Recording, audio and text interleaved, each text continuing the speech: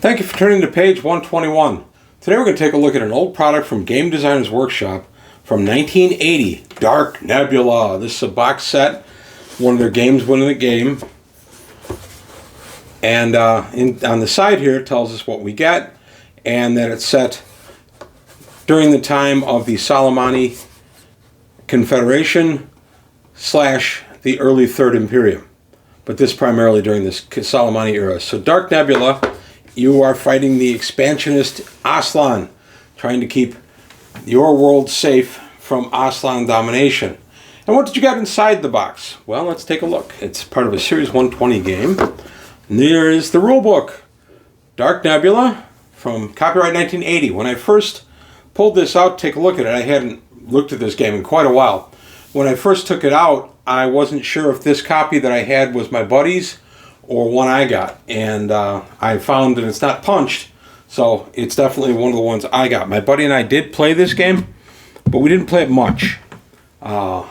We played Imperium quite a bit. We tried Dark Nebula. He had a copy of it, and we liked it well enough, but honestly, we ended up playing Imperium more.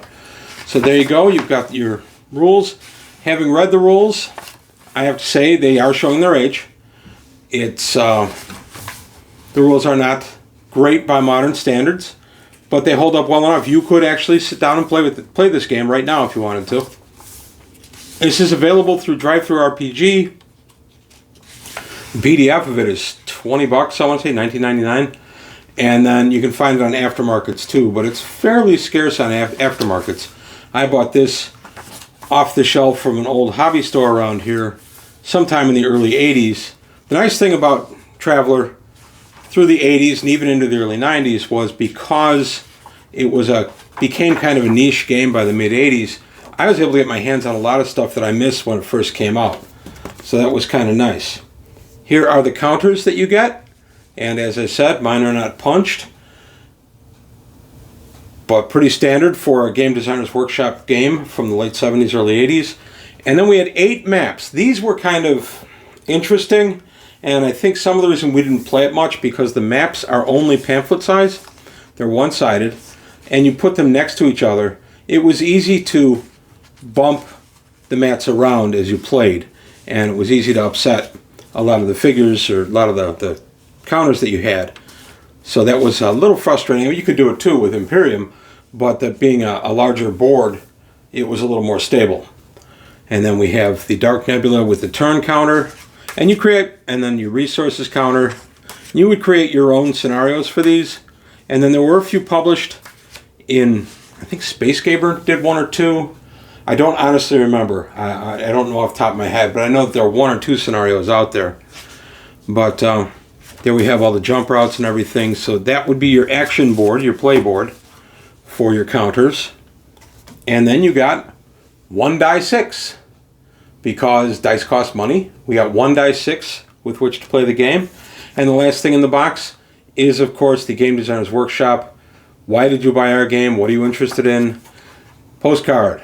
Obviously did not send mine in, although I could have.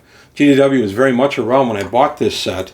I could have easily sent that in, but I never did that.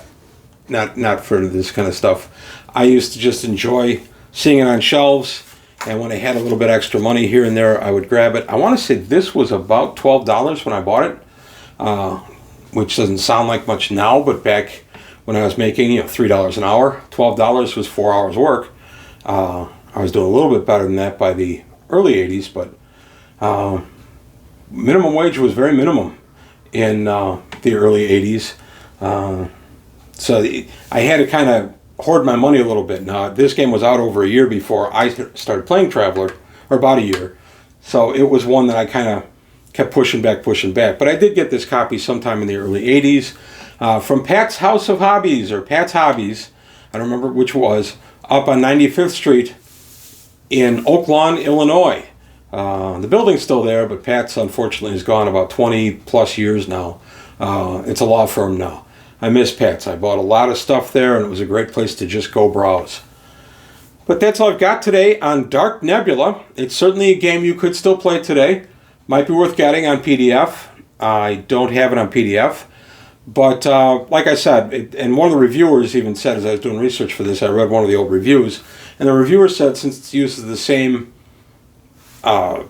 game mechanics as the Imperium game, just skip this one and go ahead and play Imperium. I thought that was kind of an interesting take. Yeah, use the Imperium system. So that reviewer just said, well, it's a fine game and it's okay, but you already have the game system, so why bother? You could just play that. So I don't agree with that. Dark Nebula is fun. I'm trying to get one of my guys to sit down with me and play some of these games. I haven't played them in a million years. And I won't record the first time we play, but I may record, once we get a little more skilled with the rules, I may record one or two of those if there's any interest. But that's all I've got to say today on page 121 and my look at Dark Nebula. I'll put a link to the Drive-Thru RPG version. I'll put that down below. You can take a look, see if it's for you.